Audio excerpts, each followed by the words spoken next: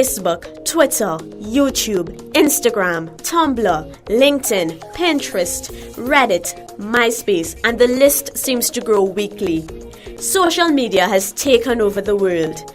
This week in Marketplace 101, we chat with Liliana Ragbear, Lead Client Services and Pepper E at Pepper Advertising Limited, about the relevance of social media to business in Trinidad and Tobago and the impact of using or not using social media as part of an effective integrated marketing communications plan. So Liliana, is social media a fad?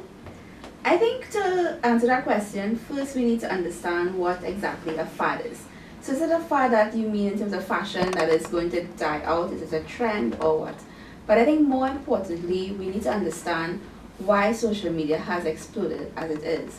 And given the fact that it has, in the last couple of years, been accelerating in terms of the growth in Trinidad and Tobago, when we looked at the wider world in terms of the developed countries, the US and Canada, even England, we are a little bit behind in terms of the developments. And so I think when you look at what has been the cause of social media and the explosion is the basic human need to connect.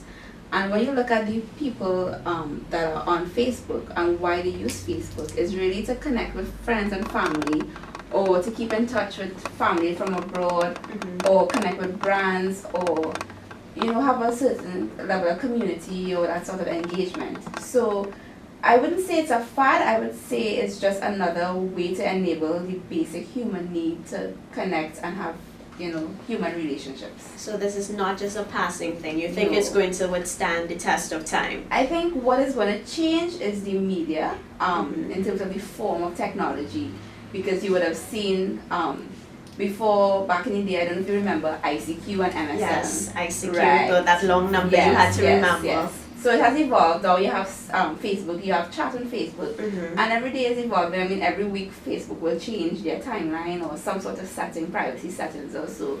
Now we have Twitter. We've recently seen Twitter getting more traction in the local market. Yeah. We had the, when Anya was on Project Runway, we had that hashtag, and then last year for Olympics, we had the I for TNT hashtag. That's what DP. Yes. So, it has started to go. Now we have Instagram, we have Foursquare, and all these different tools, and, So I think it's really the technology as opposed to what social media is. So how would a business use Facebook or use Twitter, Foursquare, and the whole gamut of them to engage its customers? Well, first of all, you have to set up a Facebook profile or a group. Now, a lot of people are not aware, but there are a lot of restrictions on Facebook. Like, you're not allowed to run a competition on Facebook directly. You have to outsource it to, we at Pepper use an app called Wildfire. So you have to pay a couple of US dollars a day to get the thing. But Facebook, if you disobey their rules, they can shut down your page. So it's not just about, let me set up a Facebook account. So you really need to understand, why are you doing this? So it will come in terms of your name of your group, because once you've set up that, it's very hard to change. Then there's a difference between a Facebook page and a Facebook group, if you do a private or a public one. And of course, it can't be anything racist or, offensive. Yeah, right. So, they would see that. And even your Facebook ads, Facebook has to approve, just like Google, it has to approve your ad before it runs. And that normally takes a couple of days, depending on the graphic or so. So it's not just as simple as it looks. Let me set up a Facebook. It's free. It's not free. It's not free. It's not free. It's very cost effective, but it's not free. It really involves a lot of time and resources, and you really need to understand what you're getting into before you start.